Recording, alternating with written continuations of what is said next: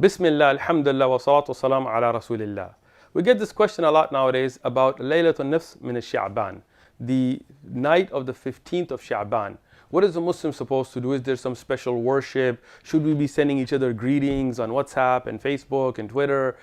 Is this something where you go out to the graveyards on this night and visit dead relatives, or go to the masjid and make 100 rak'at in jama'ah or something like this?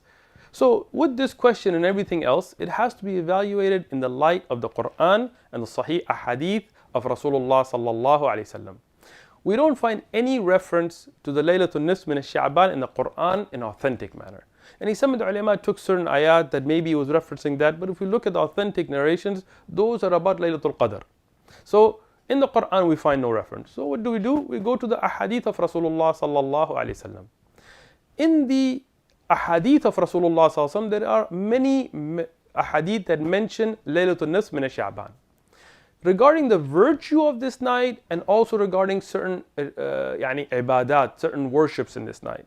Regarding those ahadith that mentions a particular worship in this night or fasting the next day, those are all fabrications. Those are extremely weak, matruk, rejected or fabricated ahadith. So none of those are established.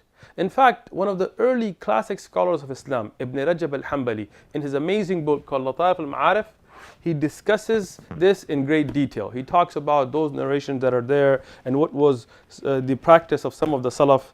And in summary, he writes, فِي الْبَابِ أَحَدِيث أَجْرْ فِيهَا ضَعْفٌ.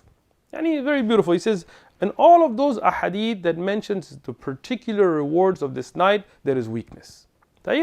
Now, if we look at the hadith that mention this to be a special night, the best of those can be found in the Sunnah of Ibn Majah, and this is a hadith reported from Abu Musa al-Ashari, where he mentioned that Rasulullah sallallahu alaihi wasallam said that verily Allah subhanahu wa ta'ala on the middle night of Sha'ban, He looks at His creation and He forgives all of them except a mushrik and a mushahin. Mushahin, somebody who harbors animosity against somebody else. Beautiful hadith, but we have to look at the chain of narrators. There are two clear weaknesses in this chain. First of them, Abdurrahman ibn Luhayya, he is a weak narrator. And secondly, Al-Walid ibn Muslim, he is a mudallis. So it's a weak narration. Every other narration about the middle of Sha'ban is also weak. Now, some of the scholars thought that those narrations put together do mention that it's a special night. And that's an acceptable opinion.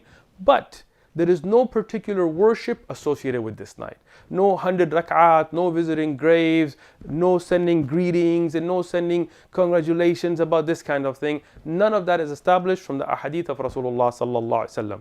So a Muslim should worship Allah subhanahu wa ta'ala, make dua every night of the year and continue to do that and focus on special nights, but not get into any kind of bid'at by starting any new practices, because Rasulullah sallallahu alaihi wasallam has told us in the Sahih authentic hadith that kullu bid'atan dalala wa kullu dalatan fin nar, that every innovation is a bid'ah and every bid'ah leads to the fire.